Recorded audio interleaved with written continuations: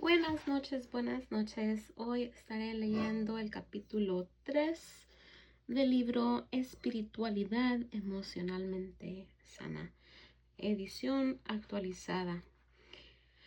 Es imposible tener madurez espiritual si somos inmaduros emocionalmente, por Peter Scazzero. Capítulo 3, la página 73. Retroceder para poder avanzar. ¿Cómo romper el poder del pasado?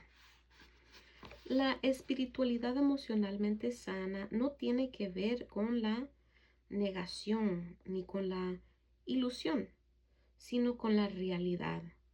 Consiste en aceptar la decisión de Dios de hacernos nacer en una familia determinada, en un lugar preciso y en un momento específico de nuestra vida. Esa decisión suya nos concedió algunas oportunidades y dones.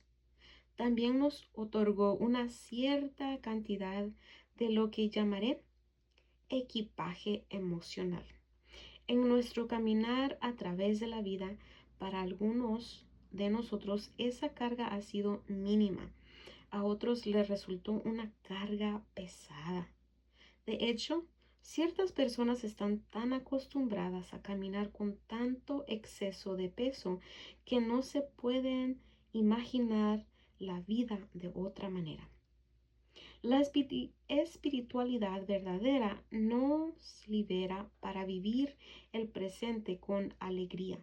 Sin embargo, exige que retrocedamos para poder avanzar. Esto nos lleva al centro de la espiritualidad del discipulado en la familia de Dios, liberándonos de los modelos pecaminosos y destructivos de nuestro pasado para vivir la vida de amor que Dios quiere que vivamos. Frank trabajaba como gerente de nivel intermedio en una gran asociación. Está casado y tiene 2 hijos varones adolescentes. Asiste a la New Life Fellowship desde hace más de un año. Cierto día me preguntó si podíamos conversar. Una semana después, cuando entró al restaurante donde nos encontramos, se notaba angustiado y deprimido. Hola, Frank, ¿qué pasa?, le pregunté. Peter. No podrás creerlo, dijo inmediatamente. María me dijo anoche que no estaba segura de amarme aún. Le pregunté si había otro hombre y me respondió que no. Pero, ¿quién sabe? Sus hombros se desplomaron. Miró al suelo y continuó. Tú sabes que nunca he sido muy bueno para las relaciones, pero he hecho todo lo que he podido para ser un buen esposo, un buen padre, un buen proveedor. No sé, yo oro, nosotros oramos. No tengo idea de lo que está pasando. Ellos se conocieron en la universidad y después de la graduación decidieron casarse.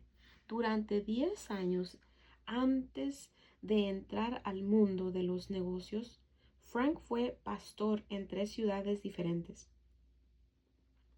Recientemente había sido transferido a New York. Después de un largo silencio, le pregunté en voz alta: Frank, ¿qué crees que precipitó esto ahora, después de tantos años de estar juntos? Contestó rápidamente. Está enojada porque le dije que quizá en un par de años tendríamos que mudarnos de nuevo. Bueno, siempre se queja, ahora más que nunca, porque estoy distante, no estoy emocionalmente disponible y no tenemos intimidad. También está molesta por mi falta de comunicación con nuestros hijos. Todo esto es muy difícil para mí. Trato de cambiar, pero luego regreso inconsistentemente a mi trabajo inconscientemente a mi trabajo y a la iglesia. Intento hacerla feliz. Su voz disminuyó hasta convertirse en un susurro. No sé qué pasar, no sé qué pensar, ni a dónde ir después de aquí. Tanto Frank como María crecieron en hogares cristianos y tienen conocimiento de la Biblia. Por años adoraron a Dios, escucharon miles de sermones, asistieron fielmente a pequeños grupos de oración, sirvieron en el equipo de adoración de su iglesia. También asistieron a retiros para matrimonios cristianos y a conferencias sobre liderazgo. Sin embargo, son desdichados. ¿Por qué? ¿Por qué una vida de espiritualidad en la iglesia, rodeados de la verdad de Jesús, de Jesucristo, no ha podido transformar profundamente su vida interior y su matrimonio? ¿Dónde se encuentra el futuro rico y abundante de una vida bien vivida de Dios, en Dios? ¿Por qué tantos de nosotros que tenemos una vida con áreas profundamente arraigadas no somos afectados por el poder y la misericordia del Señor Jesucristo? Espero que todo este libro te comience a ofrecer una respuesta a este desafío. Sin embargo, uno de los componentes principales se relaciona con nuestra necesidad de retroceder para poder avanzar.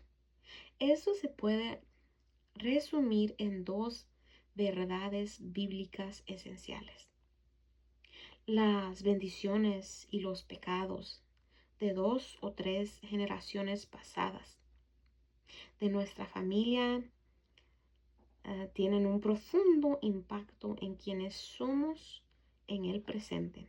2. El discipulado nos exige dejar de lado los modelos pecaminosos de nuestra familia de origen para volver a aprender cómo vivir a la manera de Dios y en la familia de Dios. El camino hacia una espiritualidad emocionalmente sana exige que estos componentes bíblicos principales sean centrales en nuestra comprensión de lo que significa ser un seguidor de Jesús. Página 76. El poder de la familia. Cuando la Biblia utiliza la palabra familia, se refiere a todos nuestros parientes de 3 o 4 generaciones. Eso significa que tu familia, desde un punto de vista bíblico, incluye a todos tus hermanos, hermanas, tíos, tías, abuelos, bisabuelos, tíos, abuelos y tías, abuelas y otras personas importantes hasta mediados del siglo XVIII.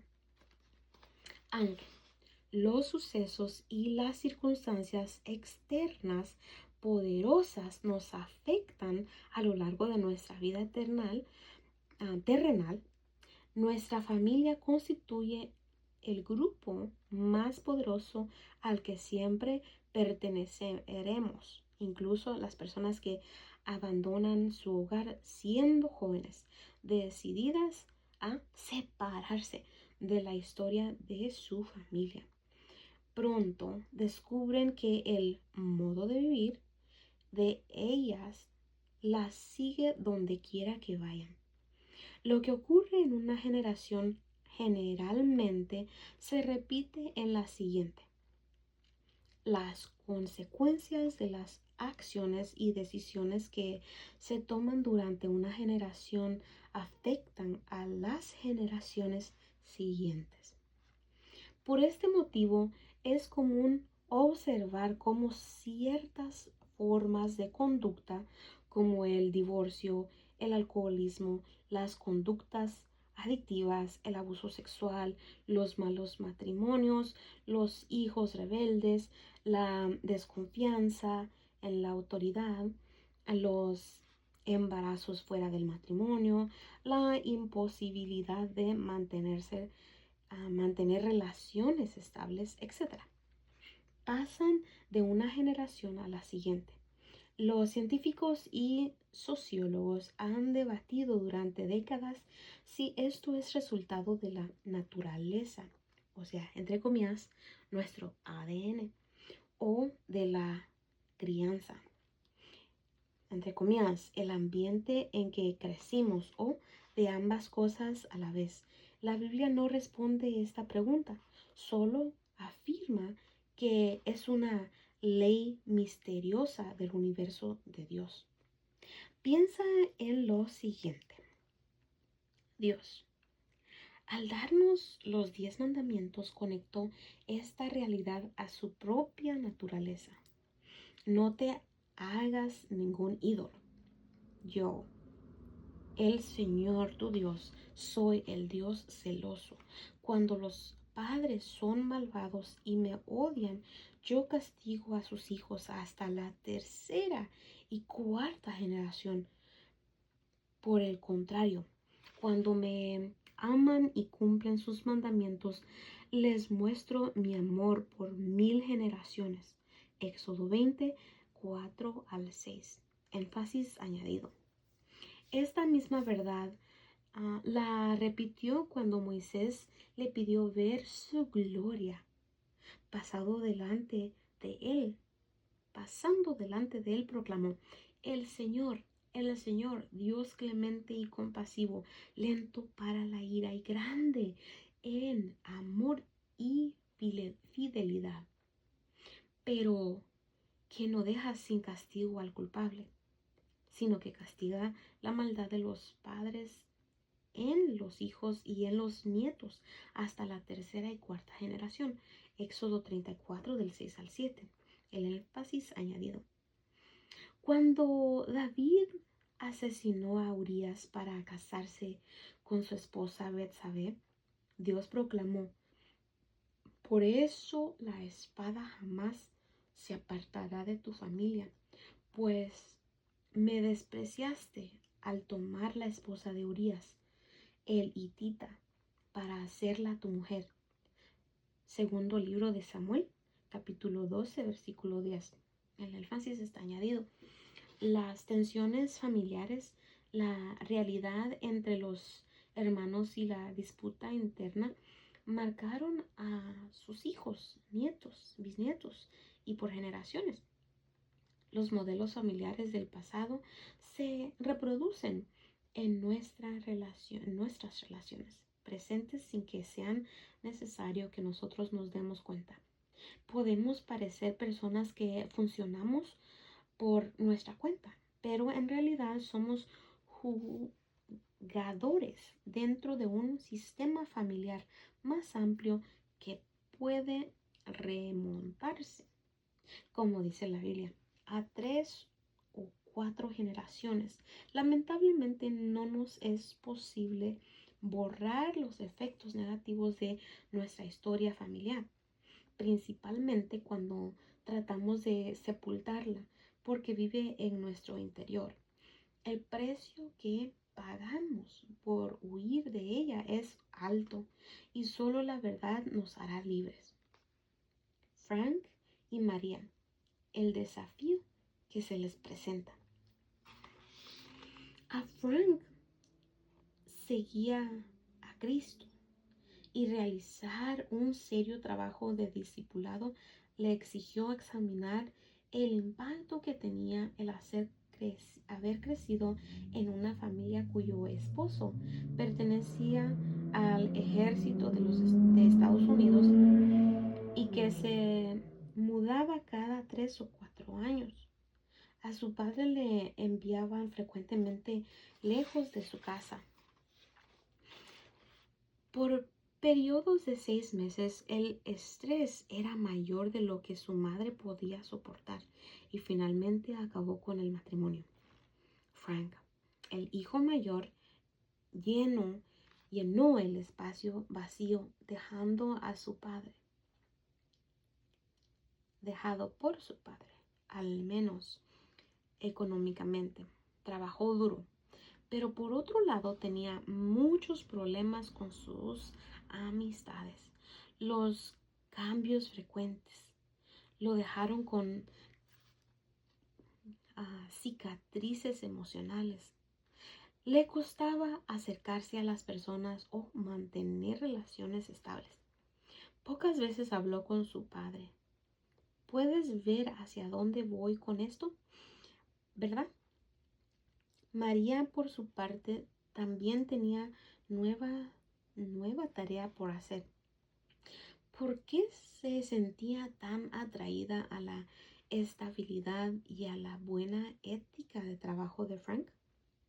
Su padre era alcohólico y se había hecho cristiano cuando ella tenía 10 años. Después se había dedicado al deporte y a las actividades de la iglesia. Permanecieron emocionalmente ausente. María era hija única y generalmente estaba sola, lo cual la acercó mucho a su madre. Había sido su mejor amiga durante años, aunque ahora su matrimonio con Frank estaba presionando esa relación.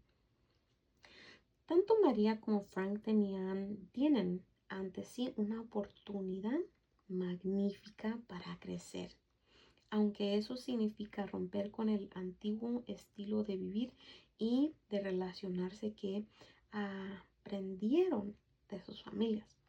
Su forma de relacionarse, a su manera desviada de pensar, se remontan no solo a sus padres, sino a sus abuelos y bisabuelos.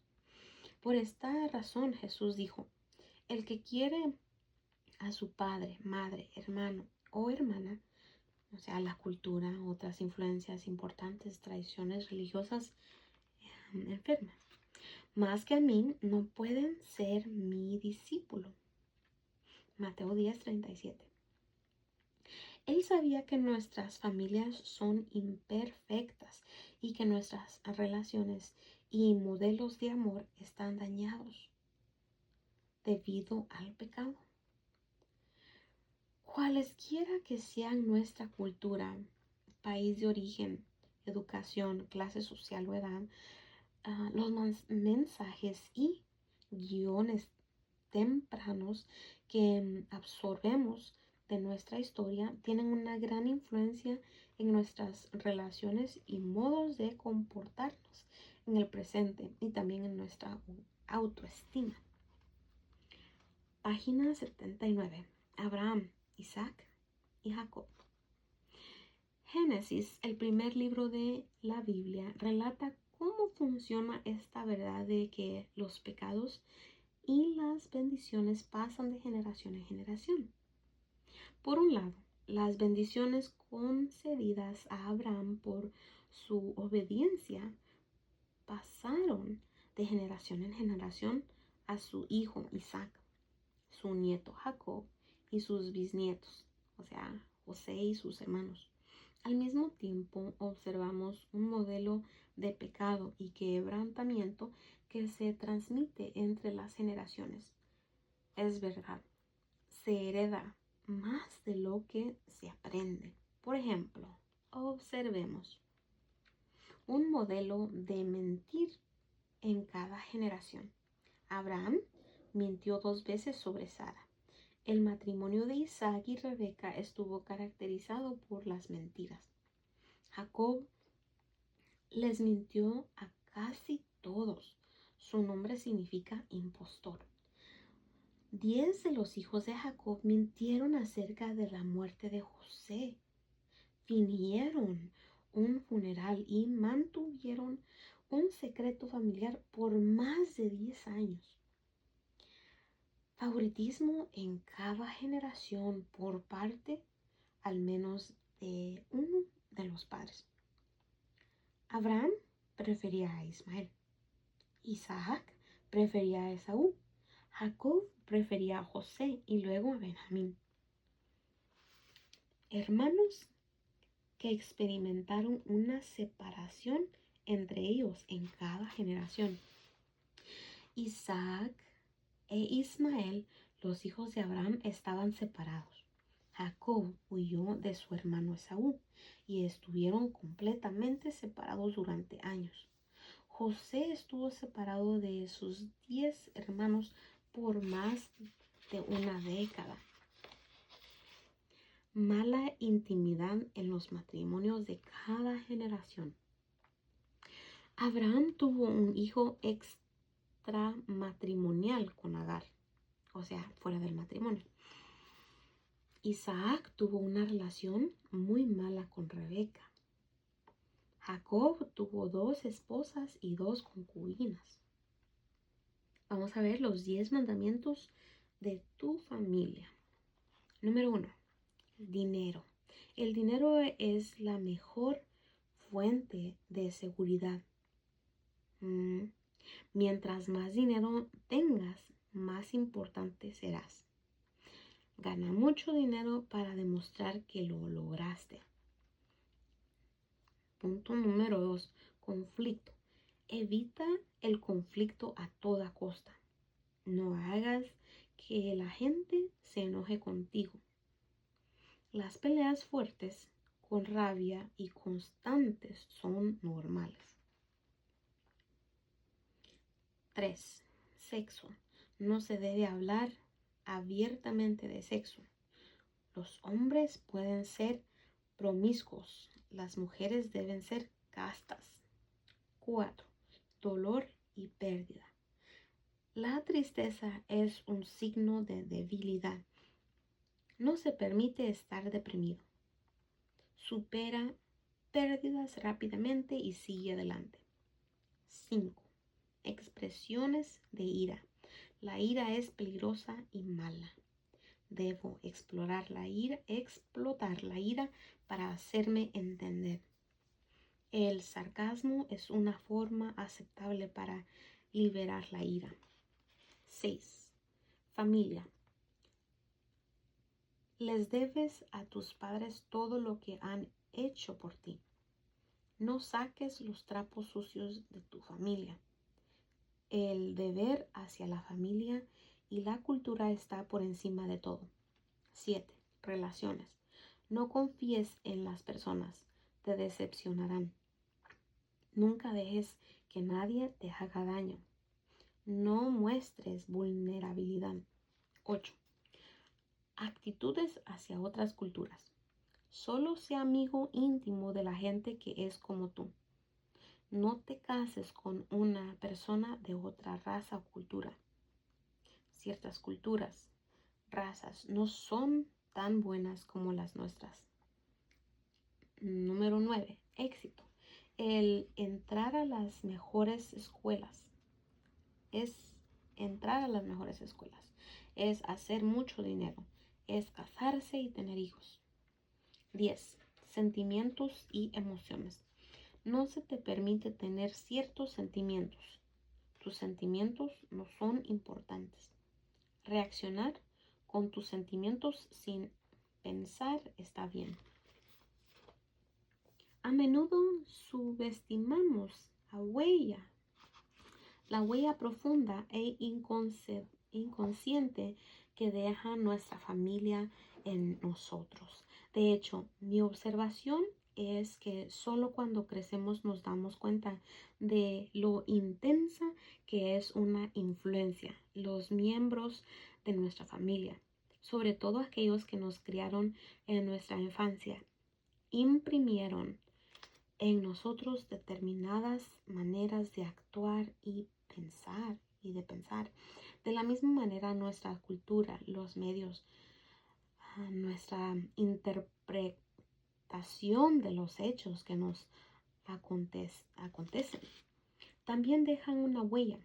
Estos modelos de comportamiento operan bajo un grupo de mandamientos. Algunos de ellos son claros y explícitos. La mayoría son implícitos. Han sido conectados a nuestro cerebro, a nuestro ADN, tanto que si no hay una intervención del mismo Dios y del discipulado bíblico, simplemente llevamos estas expectativas a nuestras relaciones íntimas cuando somos adultos. Considera la tabla anterior de los 10 mandamientos. Puedes agregar otros temas fácilmente a esta lista. ¿Qué mensaje recibiste sobre el cuidado de los hijos, los roles de los sexos, el matrimonio, la soltería, el cariño y el contacto físico? ¿Qué pensaba tu familia acerca de Dios, de otras iglesias y de otras profesiones de fe? Es indispensable que reflexionemos sobre los mensajes que nos fueron transmitidos a nosotros para someterlos a Cristo y a su palabra. Un mandamiento común y terrible que predomina dentro de y fuera de la iglesia es: debes hacer cosas para ser amado. En otras palabras, para sentirnos valiosos, debemos ser competentes en el contexto de la competencia en la escuela, los deportes, la recreación, el trabajo, el vecindario y la iglesia. Como resultado, muchas personas se esfuerzan creándose una adicción a los logros que nunca parecen ser suficientes. Siempre nos sentimos inferiores. Muchos conocemos la experiencia de recibir aprobación por lo que hacemos, pero pocos apreciamos la vivencia de sentirnos amados solo por ser lo que somos. Separa unos minutos para considerar los mandamientos de tu familia sobre este asunto. ¿De qué manera han impactado tu vida y tus relaciones en el presente? Nuestra historia personal determina nuestra vida actual de una manera profunda. Es muy alto el precio que se paga por ignorar el impacto de nuestro pasado en nuestra vida presente. El deseo de Dios en cuanto a dejar nuestra familia es similar a su voluntad de que los israelitas dejaran Egipto. Aunque abandonaron físicamente la tierra de Egipto, una gran porción de la cultura y el pensamiento egipcio permaneció en ellos. De la misma manera, podemos tomar la decisión de convertirnos en seguidores de Cristo. Sin embargo, seguir obedeciendo, tal vez de manera inconsistente, los mandamientos y las reglas que asimilamos de nuestra familia de origen. Por supuesto, el problema principal se presenta cuando los principios internos invisibles de nuestra familia son opuestos a los de Cristo, y cuando los mandamientos que nos fueron transmitidos por nuestra familia están tan profundamente arraigados en nuestro ADN que no nos podemos diferenciar. El resultado puede ser trágico. La compartimentación. En 1976, a los 19 años, me convertí al cristianismo. Dios me trasladó a su familia, el cuerpo de Cristo. A pesar de que ahora era miembro de la familia de Cristo, casi todo lo que había aprendido procedía de mi familia original. El tema del discipulado ahora era cómo vivir a la manera de Cristo, aprender a orar, leer las escrituras, participar en grupos pequeños, adorar y usar mis dones espirituales. Esa era la parte difícil: erradicar los mensajes, hábitos y formas de comportamiento profundamente arraigados, particularmente bajo estrés. Era algo mucho más complejo y difícil. Mi familia, como todas las familias, tenían reglas invisibles y tácticas que se esperaba que obedeciéramos. Entre ellas estaban los papeles de ambos sexos, cómo y cuándo expresar la ira, las opiniones sobre las razas y las otras culturas, la definición del éxito, cómo se debía tratar a la autoridad, la sexualidad para los hombres y para las mujeres, las expectativas sobre el matrimonio y las opiniones sobre la iglesia. Eran algo a lo que me resistía fuertemente. Hetty me hacía preguntas sobre el pasado de mi familia. Hetty era su esposa, o es su esposa. Hetty me hacía preguntas sobre el pasado de mi familia y yo argumentaba diciendo, ¿qué beneficio tiene mirar hacia el pasado? Sería demasiado doloroso. Estoy muy agradecido de ser una nueva criatura en Cristo. Como la mayoría de las personas, no quería traicionar a mi familia. ¿Qué clase de cristiano desenterraría la sociedad y los secretos de su propia familia, especialmente una familia italoamericana? Mirar al pasado aclara el presente, pero no te hagas ilusiones, es doloroso. Debido a que tan pocas personas trabajan duro en retroceder para poder avanzar, los síntomas de una espiritualidad inconexa aparecen por todas partes. La compartimentación de nuestra espiritualidad con el resto de nuestra vida se nos hace necesario porque hay muy poca integración. Yo lo sé. Viví de esa manera durante años. Volvamos ahora a Frank y a su lento despertar en cuanto a la forma en que su pasado estaba causando un impacto en su presente.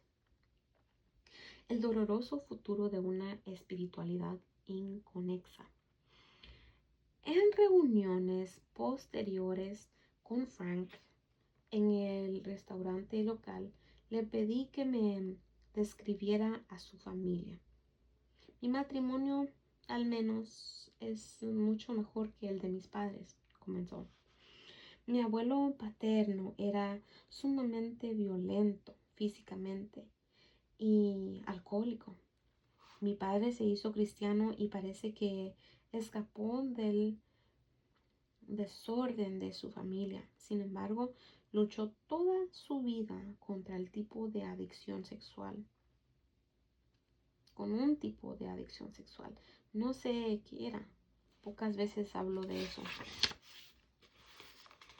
De hecho, nos mudábamos cada 3 años aproximadamente cuando mi padre asumía diferentes tareas en el ejército. Así que nunca hice amistades profundas en ningún lugar. Nuestra familia giraba en torno a mi padre. Era casi como si todos camináramos de puntillas a su alrededor. Temiendo su ira, en particular mi madre. En realidad, toda su vida giraba alrededor de él. Abandonaba sus necesidades y sus deseos por él y por sus hijos. Murió recientemente. No estoy seguro de si alguna vez haya tenido vida. Solo parecía existir. Así que acercarme a María fue muy difícil para mí. Quería algo mejor para nosotros, pero eso no parecía molestarle. Nunca antes había dicho nada, al menos hasta ahora. Después de unos 4 encuentros, Frank se sintió lo suficientemente seguro como para deshacerse de un secreto que había estado escondido por años. Me pusieron en contacto con la pornografía a los 12 años.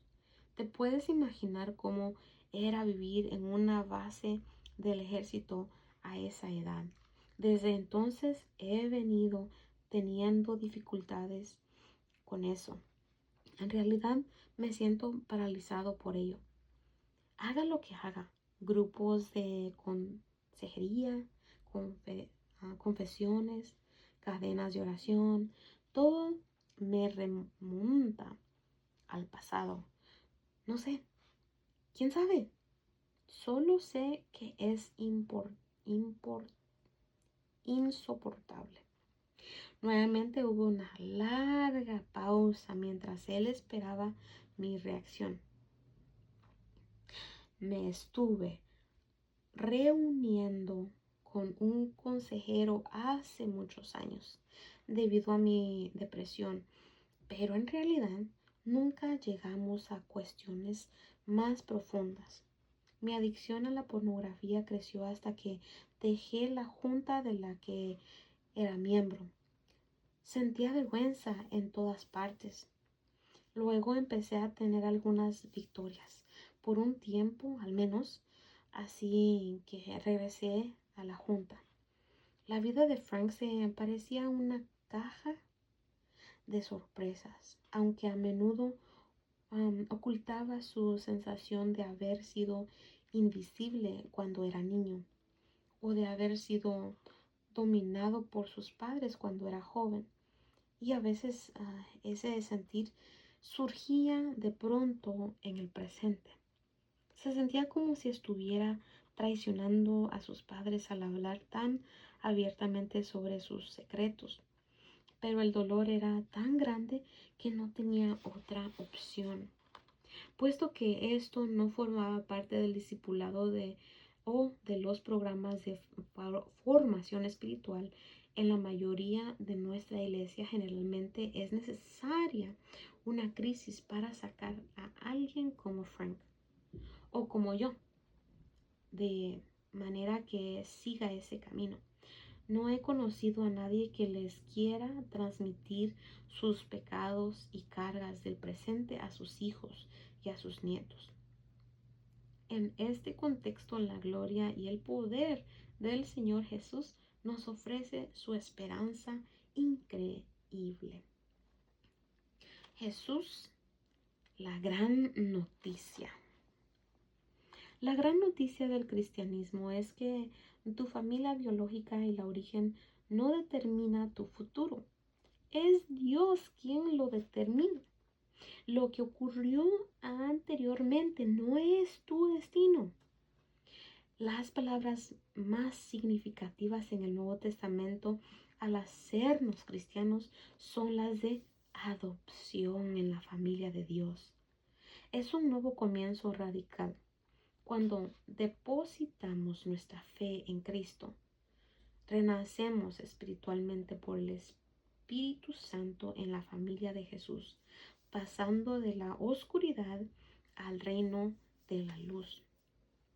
El apóstol Pablo usó la imagen de la adopción en Roma para expresar esta verdad profunda y destacó que ahora estamos en una relación nueva y permanente con un nuevo Padre. Dios se convierte en nuestro Padre. Nuestras deudas, pecados, están cancelados. Recibimos un nuevo nombre, o sea, cristianos, una nueva herencia, la libertad, esperanza, gloria, los recursos del cielo. Nuevos hermanos y nuevas hermanas en Cristo. Vamos a ver vamos a ver el Efesios 1. La madre y los hermanos de Jesús llegaron a un lugar donde él estaba enseñando y le mandaron a pedir que saliera. Jesús le dijo entonces a la multitud que estaba ahí, sentada a sus pies: ¿quiénes son mi madre y mis hermanos? Luego echó una mirada a los que estaban a su alrededor y añadió: aquí tienen a mi madre y a mis hermanos. Cualquiera que hace la voluntad de Dios es mi hermano, mi hermana y mi madre. Marcos 3:33-35. Para el creyente, la iglesia es ahora su primera familia.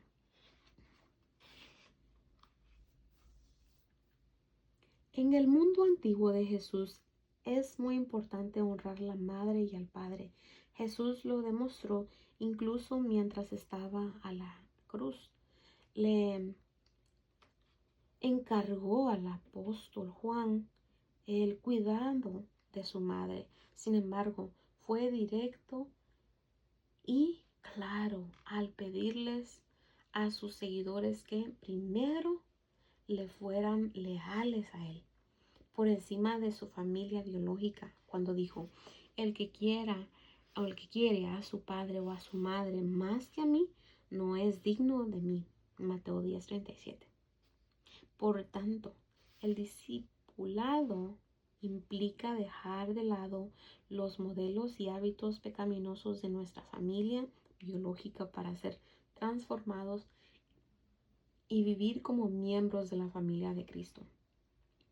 Esta es la vida cristiana. El propósito de Dios es que lleguemos a ser hombres, mujeres maduros, transformados por la presencia de Cristo en nuestro interior.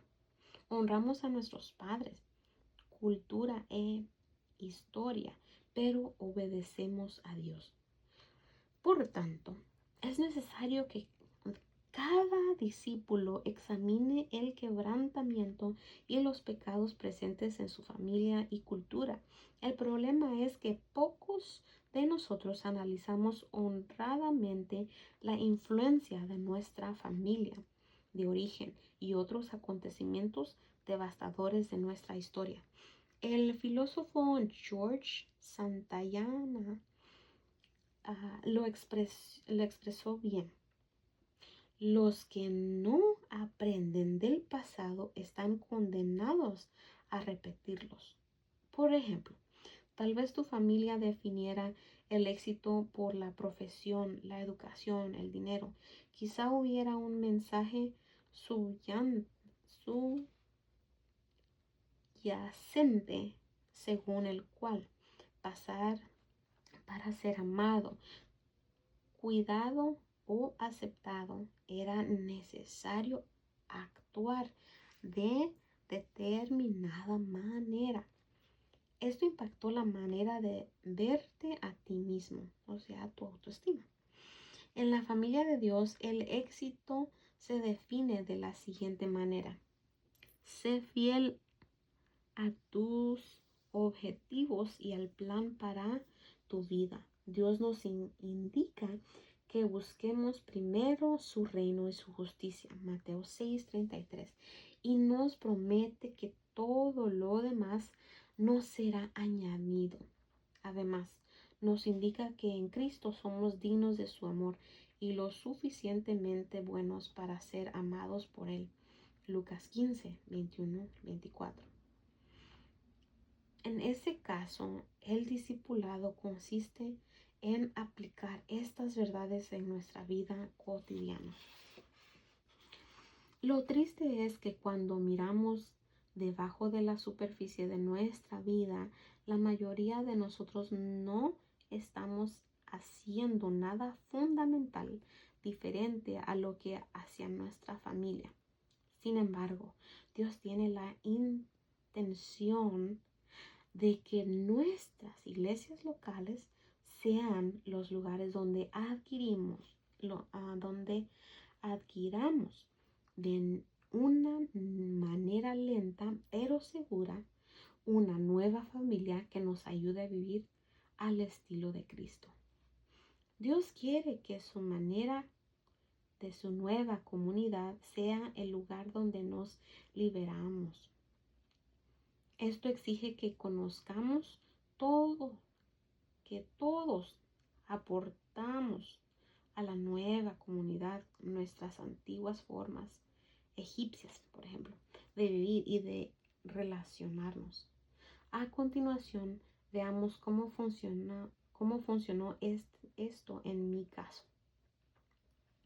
La familia Scasero-Ariola. En la página siguiente hay un genograma simplificado de mi familia. Los genogramas son una forma de diseñar nuestro árbol genealógico, de manera que muestra información sobre los miembros de nuestras familias y sus relaciones a lo largo de 2 o 3 generaciones. Todas las familias están deshechas y estropeadas por los efectos del pecado.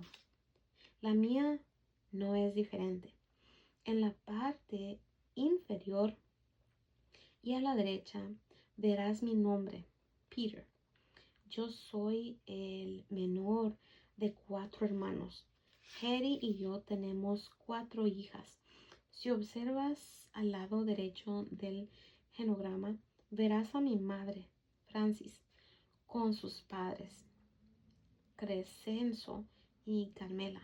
Encima del suyo, a la izquierda, verás a mi padre, Joseph, y los nombres de sus padres, Dominic y Pascualina, encima del suyo. Para entender la dinámica de quién soy, tienes que mirar a la familia de mi madre, especialmente el impacto de su padre Crescenzo, que se casó con mi abuela en un matrimonio arreglado para poder venir a Estados Unidos. Era un mujeriego y vivió como una especie de soltero casado.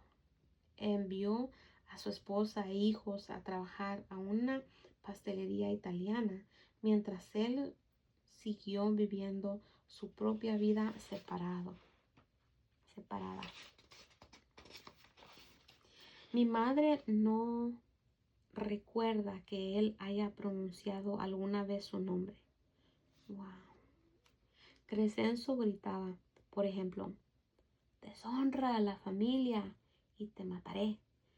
En una ocasión se ganó un pony y se lo regaló al hijo de otro hombre.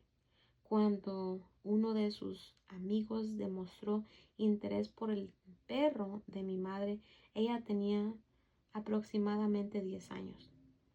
Él le regaló el perro sin prestar atención a las lágrimas de mi madre. Mi padre trabajó para él en la pastelería de Ariola antes de casarse con su hija. Una vez me comentó, trata a sus perros mejor que a su familia. Wow. Okay, les leeré lo mejor posible este diagrama que está en el libro. Al lado izquierdo está inmigrantes italianos, amor por la música, amor por la educación. Está Dominic Casero, murió joven, nació en 1885 y falleció en 1932. Pascualina Calendro fue su esposa dominante. Dominante quiere decir que todavía vive. Tuvieron hijos, Billy, Rosie, Hank, Ana, Yolanda. Okay. Joseph Casero es pasivo, adicto al trabajo y distraído. Okay. A la mano derecha están los inmigrantes italianos, que está Crescenzo, Ariola, mujeriego y abusivo. Se casó con Carmela Serpico. Okay. El matrimonio problemático sin intimidad. Tuvieron 4 hijos. Dondi, Emil, Peter. O sea, los hijos. Engañado, abandonado emocionalmente. Y de ahí, Joseph Casero con Francis Ariola, 1923. Dice, ensimismada, imparcial, depresiva y cuidan de mí. De los cuales le nacieron aquí Gloria, Joseph y Anthony. Abandonados emocionalmente. Y de aquí, Peter dice, miedo al abandono, cuida de los demás, motivado, adicto al trabajo. Se casó con Hetty y tuvieron 4 hijos, María, Christy, Faith y Eva. Okay. Francis, mi madre, era hija única. Sus años de niñez y adolescencia fueron solitarios, apartados y muy controlados. Nunca tuvo niñez y trajo a nuestra familia las cicatrices emocionales de su abuso. Dar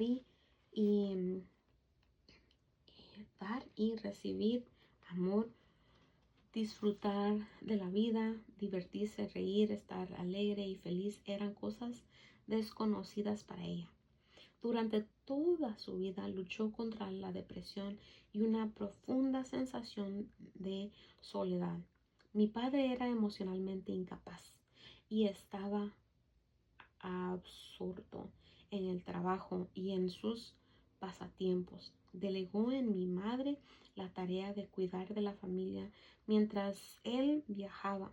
Una de sus tragedias fue que su unión con la familia de mi madre lo separó de su propia familia por más de 20 años. Por tanto, ¿qué cosas traje a mi matrimonio con Hetty? Además de mi abandono del discipulado de Jesús, son muchas. Pero aquí te presento 5 pesadas cargas emocionales que he llevado de manera inconsistente en mi vida cristiana durante años. Antes de haber comprendido lo que es la espiritualidad emocionalmente sana, trabajé demasiado. En primer lugar,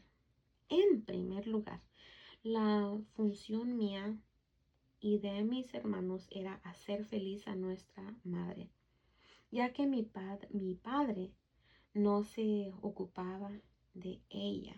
A pesar de ser niños, se esperaba de nosotros que cuidáramos de ella.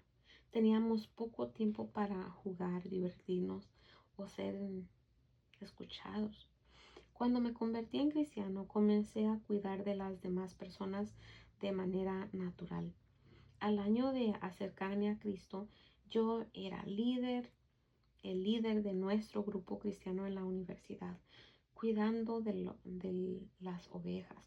Solo trasladé el hecho de ser demasiado responsable en mi familia de origen a ser igualmente responsable por la salvación de otras personas y lograr su crecimiento en la iglesia. ¿Acaso es una sorpresa que me hiciera pastor para cuidar de otras personas o que tuviera muchas dificultades para mantener unos límites sanos y adecuados en la edad adulta como un adulto? Hice demasiado. En segundo lugar, la experiencia de ser inmigrante italoamericano luchando para salir adelante en los Estados Unidos dejó una expectativa en nosotros. Enorgullecer a tus padres. Ellos han sufrido mucho para que tú puedas triunfar e ir a la universidad. O sea, con una responsabilidad y expectativa bastante grande. La aprobación basada en la actuación que corría tan frecuentemente por las venas de nuestra familia ahora me impulsaba a trabajar fuerte para Jesús. Demuestra lo que vales, era el mensaje. Sabíamos que nos amaban, pero siempre notábamos que había un límite que no podíamos cruzar. Mi hermano Antonio desobedeció a mi padre, abandonó la universidad y se unió a la iglesia de la unificación. Lo repudiaron y le prohibieron que regresara a la casa por años. Wow. ¿Cuántas personas que logran mucho y son exitosas están guiadas por una vergüenza profundamente arraigada en un sentimiento de abandono, gritando en silencio: fíjense en mí? Tuve expectativas culturales para el matrimonio y la familia que eran contrarias a la Biblia. En tercer lugar, mis creencias sobre el matrimonio y los papeles de ambos sexos estaban formadas más profundamente por mi familia que por las escrituras. Por supuesto, esto le disgustaba a Hedy, pero todas las mujeres de nuestra familia se quejaban de sus esposos. ¿Acaso eso no era lo normal? Seguramente nuestro matrimonio tenía mejor aspecto que muchos otros. ¿Es que yo no la ayudaba con las niñas? Nunca conocí una pareja unida y alegre que invirtiera en la calidad de la relación entre antes que en los hijos. Las mujeres se quedaban en la casa con los niños. Los hombres dirigían la familia y tomaban las decisiones importantes. Supuse que esa también era la manera de Dios. Resolví mal los conflictos. En cuarto lugar, aunque daba talleres sobre la resolución de conflictos y la comunicación, la forma principal en la que los manejaba se asemejaba más a mi familia de origen que la familia de Cristo. Mi madre se ponía furiosa y atacaba. Para evitar el conflicto, mi padre, el pacificador, cedía ante cualquier cosa que mi madre quisiera. Yo adopté el estilo básico de mi padre, asumiendo la culpa cada vez que algo iba mal, para acabar con cualquier tensión. Lo justificaba diciendo que yo era como Cristo, una oveja que llevan al matadero. Sin embargo, al hacer esto, no amaba bien. No me permití sentir. Por último, no sabía cómo aceptar y procesar mis propios sentimientos, necesidades y deseos. Me había sentido invisible en mi familia de origen y siempre me encargaba de mantener a todos unidos. Por tanto, nunca me preguntaron: ¿cómo te sientes? ¿Qué deseas? ¿Qué necesitas? Naturalmente, me atraían determinadas enseñanzas bíblicas, como Lucas 9:23, que habla de negarse a uno mismo, y Juan 15:13, que insta a dar la vida por los demás. En cambio, ignoraba otras. Recuerda descansar en el Sabbat, ver Éxodo 28. Un niño no dice: ¿qué está mal en el ambiente en el que estoy creciendo? Más bien piensa: ¿qué estoy haciendo mal? De modo que crecí sintiéndome inadecuado, imperfecto y anormal. Pensaba siempre: si supieran. Amaba el mensaje de Cristo. Ninguna religión del mundo muestra a un Dios humano que nos ama por lo que somos y no por lo que hacemos. Su aprobación no tiene condiciones. Sin embargo, durante los primeros 17 años de mi discipulado, el profundo impacto que tuvo la historia de mi familia sobre mi bloqueo esa verdad y evitó que entrara profundamente en mi experiencia. Al igual que muchas personas que conocí, me mentí a mí mismo por miedo distorsionando la verdad. Ah, Peter, aquello no fue tan malo. ¿Cuántas personas lo pasan mucho peor? La verdad es que perdí una pierna en mi niñez. No la puedo recuperar.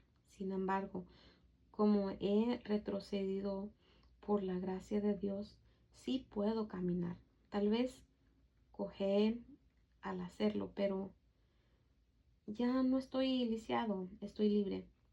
Ahora cuando miro al pasado y pienso en la forma en que viví los 17 primeros años de mi vida cristiana, me siento asombrado, impresionado y avergonzado. Hubo mucho dolor innecesario.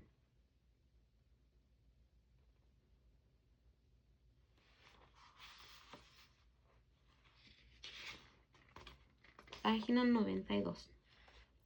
El presente es una ventana hacia el pasado. Por más de una década examiné genogramas que esbozan las cuestiones más importantes del pasado de las personas, tanto en New Life Fellowship como en todo Estados Unidos, en seminarios y conferencias.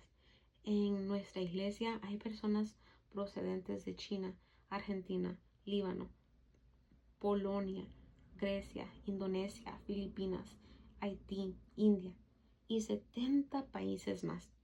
Realizamos genogramas para muchos de ellos, para personas pobres del sur del Bronx y para mega iglesias de los suburbios en Estados Unidos, para PhD de la Ivy League y para desertores de escuelas seculares. A menudo las personas dicen después: vaya, Pastor Peter, creo que mi familia o cultura o país se encuentra especialmente desordenada. Mi respuesta es siempre la misma: no.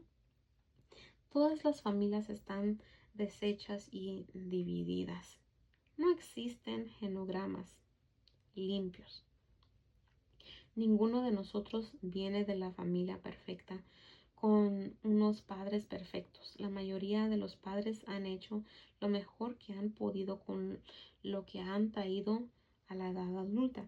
Y es probable que algunas de las cosas que nos hirieron, como las cicatrices y los rechazos, hayan sido resultado de lo que sus familias de origen les transmitieron, en vez de ser un reflejo sobre nosotros y de su amor por nosotros. Sin embargo, nuestro miedo de sacar a la luz secretos y pecados conduce a muchas personas a elegir la ilusión de que si no piensan en ello, desaparecerán de alguna manera. Y no es así. Las heridas no cicatrizadas nos abren al pecado habitual de estar en contra de Dios y de los demás. Por ejemplo, Jane forma parte de una clase de la escuela dominical. A menudo ayuda a acomodar las sillas y los refrescos antes de la clase y a limpiar cuando la clase ha terminado. Su relación con su padre y madre, las figuras de autoridad principales de su vida mientras crecía, era tensa. Ellos casi nunca estaban en casa y eran muy críticos. Además, un tío abusó sexualmente de ella cuando era adolescente. Qué triste, qué lamentable. Hoy, 25 años después, cada vez que una autoridad le da recomendaciones o le hace críticas constructivas, Jane se pone a la defensiva y se retira. No se da cuenta de la manera en que su pasado, no examinando, la conecta con maneras irrespetuosas y poco afectuosas de relaciones en el presente. La buena noticia es que Jane tiene la posibilidad de retroceder para poder avanzar. En Cristo puede surgir como una persona más libre, completa y viva. Como observamos, las experiencias familiares peores y más dolorosas forman parte de nuestra identidad total. Dios tiene un plan al ubicarnos en determinadas familias y culturas.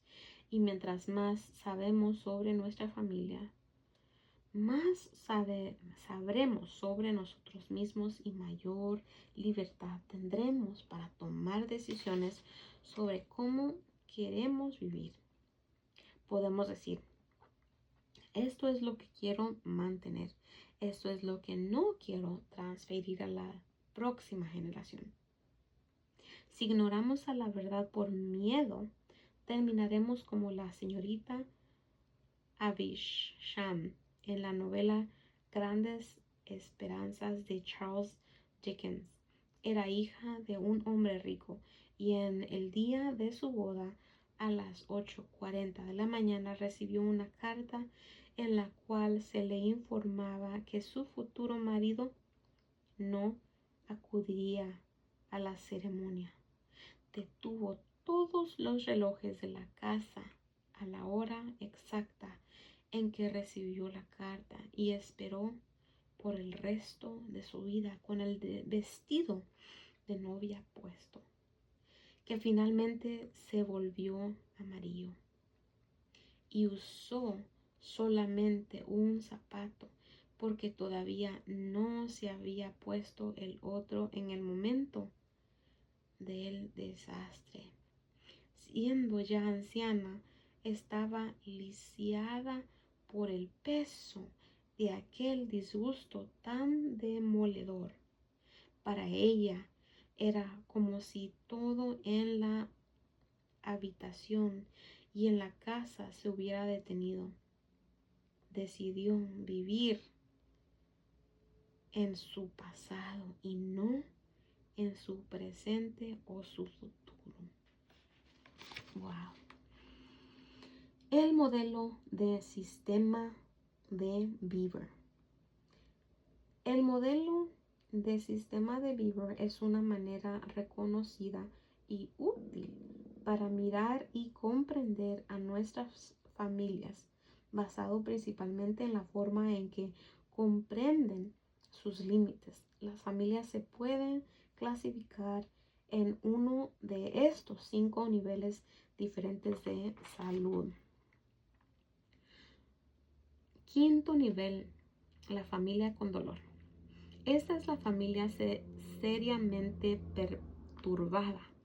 El liderazgo real está totalmente ausente.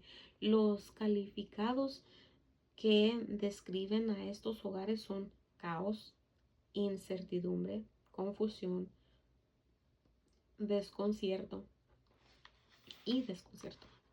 Nunca se abordan ni resuelven los conflictos.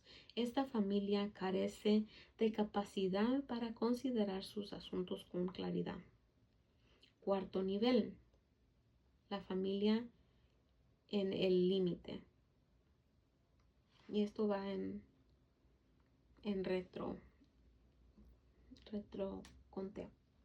Esta es la familia polarizada.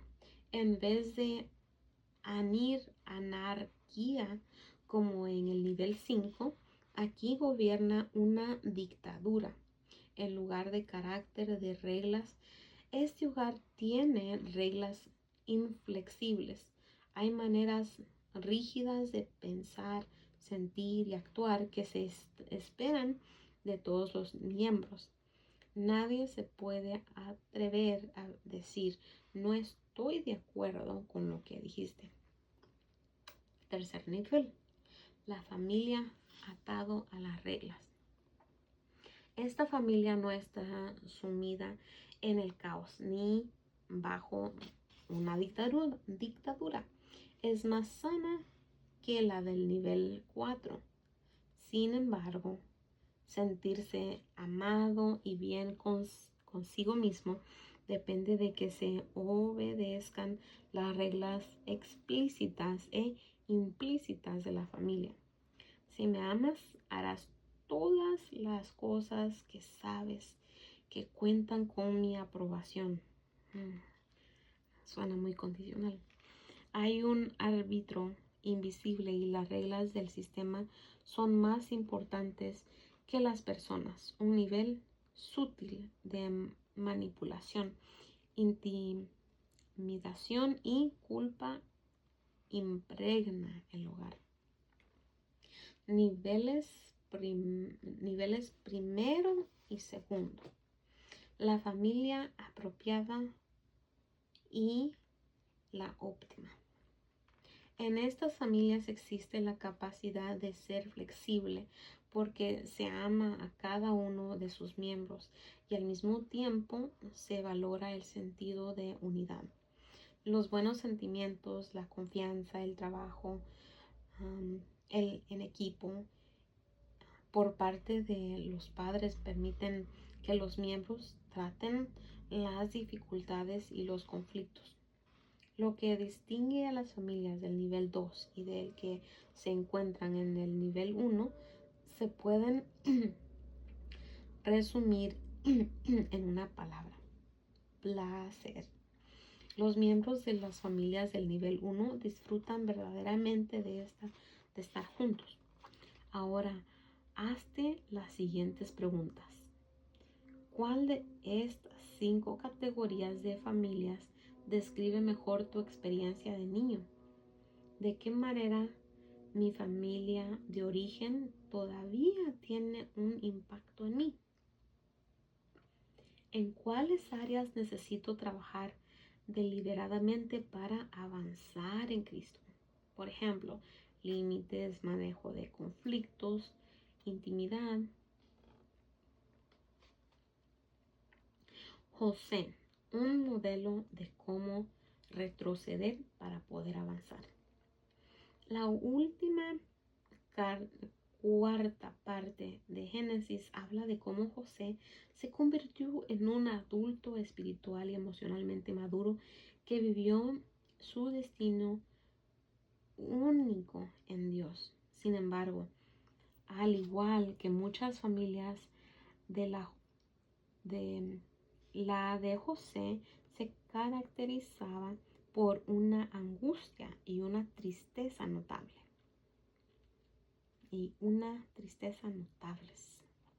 José aparece en Génesis 37 a los 17 años, en el 11º de los 12 hijos de Jacob y el favorito de su padre. Aquella era la familia compleja en la que vivían bajo un mismo techo José, Jacob, sus 2 esposas, 2 concubinas y todos sus hijos. José parecía inmaduro, arrogante e ignorante a causa de sus sueños y visiones de Dios, lo que lo separaron aún más de sus hermanos. El odio hacia su persona creció hasta el punto de que inventaron la mentira de que un animal salvaje lo había destrozado y lo vendieron como esclavo para Egipto, con la esperanza de no volver a saber de él. De muchas maneras, el grado y la cantidad de los secretos que hay en la familia demuestran su nivel de salud y madurez. La familia de José, según este criterio, estaba muy enferma. El padre, el abuelo y el bisabuelo habían mentido y dicho verdades a medias. Había entre ellos secretos y envidias. Ahora llevaban este modelo generacional a un nuevo nivel. Imagínate el impacto para José. Había perdido a sus padres, sus hermanos, su cultura, su comida, su idioma, su libertad y sus esperanzas en un solo día. En Egipto, mientras servía como esclavo en la casa de Potifar, se le acusó falsamente de violación y permaneció en prisión por años. Se abrió una puerta para su liberación mientras estaba en el calabozo, pero fue olvidado nuevamente. Pasó en la cárcel entre 10 y 13 años. ¡Qué desperdicio! ¡Qué traición! Su vida hasta los 30 años parecían una verdadera tragedia. Si alguien tenía que estar lleno de rencor y de rabia por tanto dolor familiar, ese era José. Sin embargo, permaneció fiel, buscando y amando a Dios, aun cuando giraban a su alrededor unos actos horrendos fuera de control. Las escrituras no describen diciendo que caminaba con Dios. Luego ocurrió lo increíble. De la noche a la mañana, por haber interpretado un sueño, fue liberado de la prisión y convertido en la segunda persona en importancia de Egipto, la superpotencia de aquellos tiempos. Siguió caminando en o con el Señor hasta su muerte, colaborando con Dios de Israel a fin de ser una bendición a su familia de origen, a Egipto y al mundo. Honró y bendijo a la familia que lo había traicionado.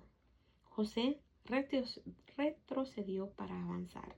La pregunta es, ¿cómo lo hizo? ¿Qué lecciones podemos aprender de su vida? Número 1. José tenía un profundo sentido de la grandeza de Dios.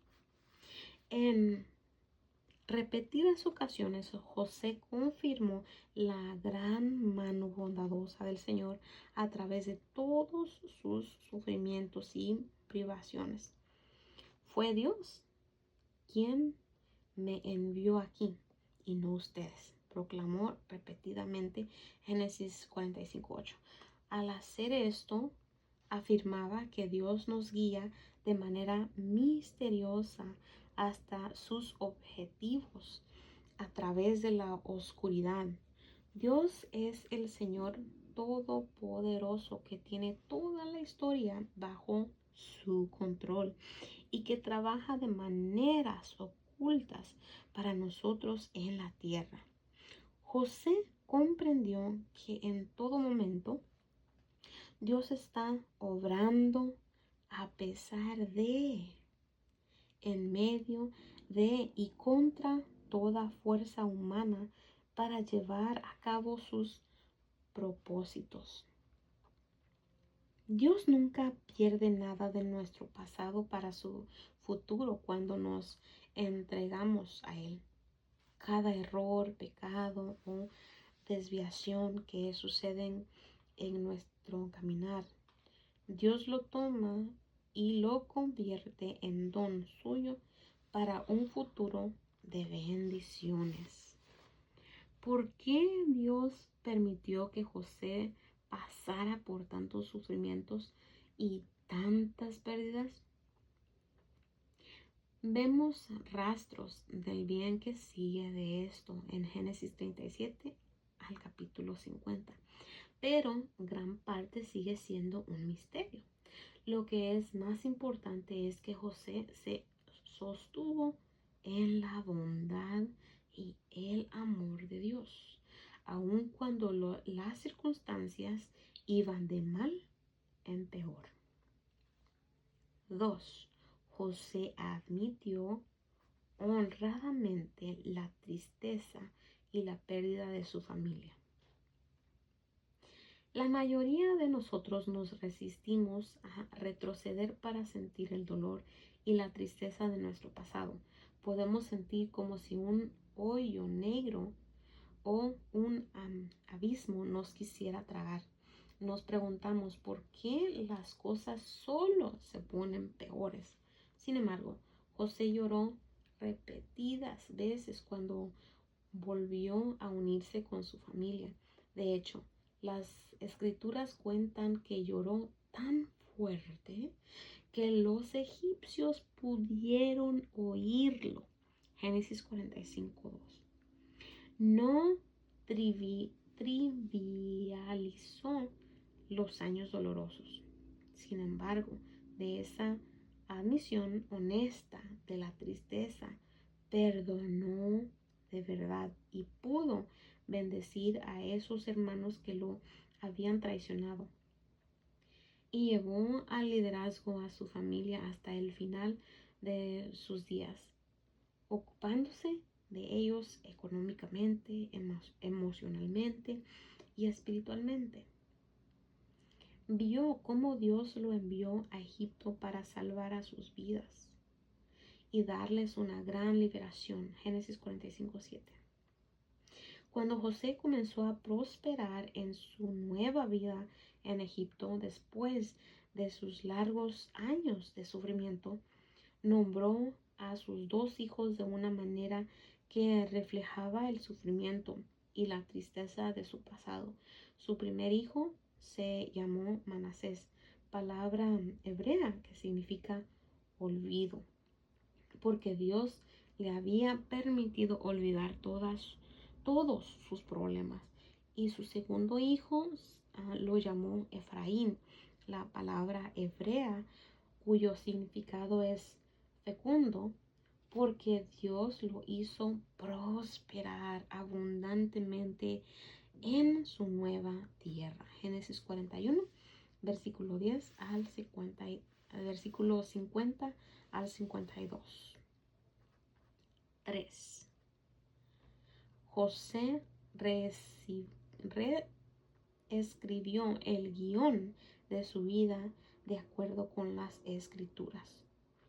José tenía muchas razones para decirse a sí mismo: no tengo derecho a existir, mi vida es un error, no valgo nada, no debo confiar en nadie, no me conviene tomar riesgos, no debería hacer caso a mis sentimientos, son demasiado dolorosos, soy un fracasado.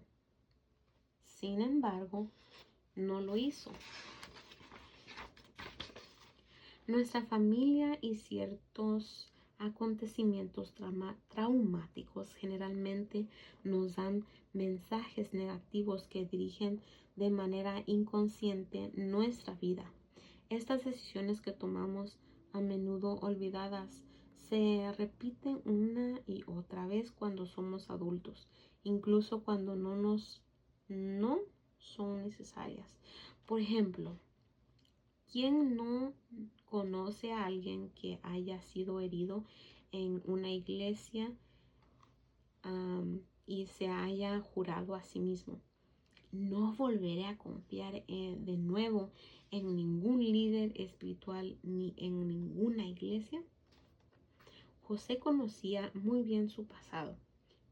Piensa en una obra de teatro, el guión que se le entrega al actor con el papel que le corresponde. La mayoría de nosotros nunca examinamos el guión que nos entrega el pasado. José sí lo hizo, pensó sobre ello y luego le abrió la puerta al futuro de Dios al reescribirlo junto con Dios. Se ha dicho que se ha dicho que la medida verdadera de nuestro sentido del ser interior es cuando estamos con nuestros padres por más de 3 días.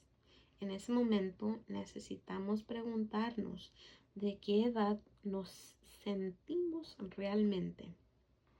Volvemos a nuestro modelo de comportamiento acordes con nuestra niñez, o nos liberamos del pasado para vivir en lo que Dios nos ofrece en el presente. 4. José se unió a Dios para ser de bendición. José pudo haber destruido a sus hermanos en su ira. En lugar de esto, se unió a Dios para bendecirlo. A todos los que hemos sido profundamente heridos como José, esto no puede parecer un camino difícil, casi imposible de transitar. José tomó una decisión, la misma decisión que nosotros tomamos cada día. ¿Es Dios seguro? ¿Es bueno? ¿Se puede confiar en Él? José había desarrollado claramente una historia secreta a través de un largo periodo en su relación con Dios. Toda su vida se había estructurado alrededor del deseo de seguir al Señor Dios de Israel. Entonces, cuando llegó el momento de tomar una decisión crítica, estaba preparado. De la misma manera, hay decisiones diarias que se centran alrededor de nuestros propios paseos con Dios, de los que hablaremos en capítulos posteriores, que son igualmente importantes para que sirvamos como instrumentos de bendición para los demás.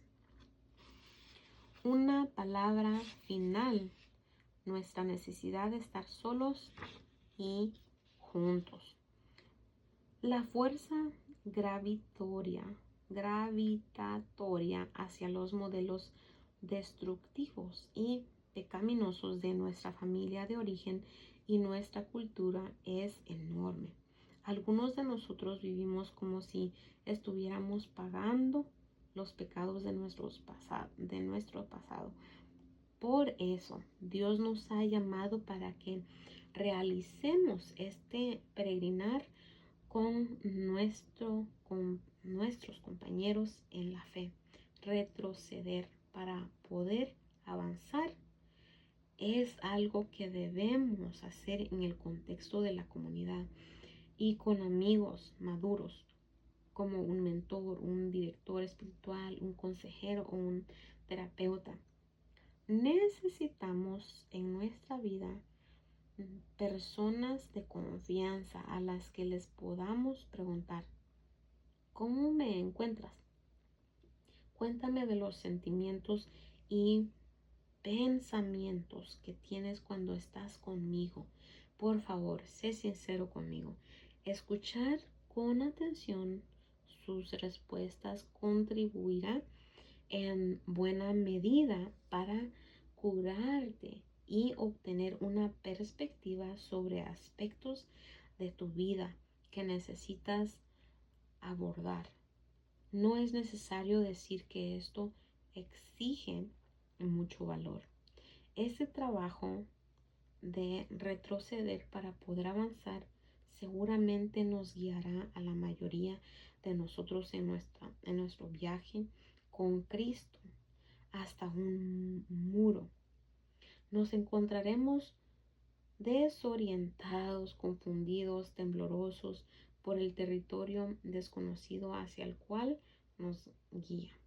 Por tanto, el próximo paso en una espiritualidad emocionalmente sana nos llama al viaje a través del muro.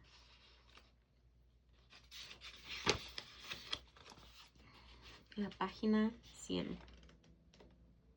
Señor, creo que eres un Dios con grandes propósitos. Me pusiste en una familia determinada, en un lugar determinado, en un momento determinado de la historia. No veo lo que tú ves, pero te pido que me muestres la relación y los objetivos que tienes para mí en tu decisión.